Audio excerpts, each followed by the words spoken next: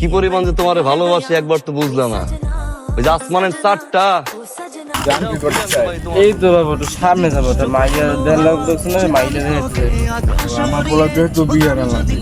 ও এগুলো তোমার পোলা এরপর দেখছো একটু খাটো খোটো আছে বিয়ে বা মাইয়া মুইয়া তো কেউ দেবে না। বয়স হয়েছে পোলার, বয়স হলে কামাইবেন তো তোমার কাছে পোলা স্বাস্থ্য রোগ যদি বিয়ে রাই দিতে পারেন, আমার একটা বড় একটা গির আছে, এটা আপনার দেবো। সত্যি গিট দেবা? হ্যাঁ লন দেখুন আমি ল দেখি সামনে এই যে এই গিটাই আমার।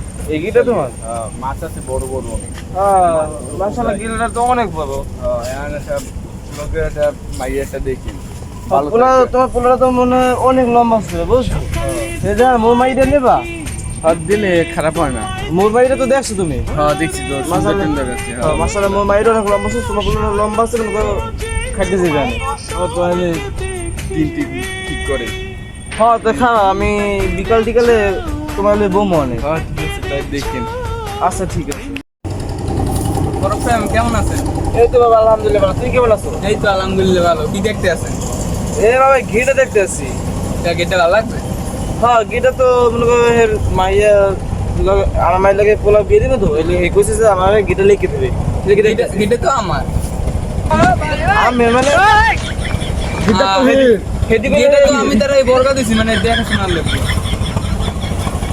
শালা মিথ্যে তো কইলো নাকি? আমিও মনকে ধরা খেয়ে গেলাম। এ তুই না কইলো যে গিটা তোমার? ও আব্বার তো বলুন না রোগ আছে, আব্বার বললে গেছে। আমার আমার তো বুলুন নেরো হয়েছে, তো বুলে কই গেলাইছি। তো আমি বর্গা লাগছিলাম।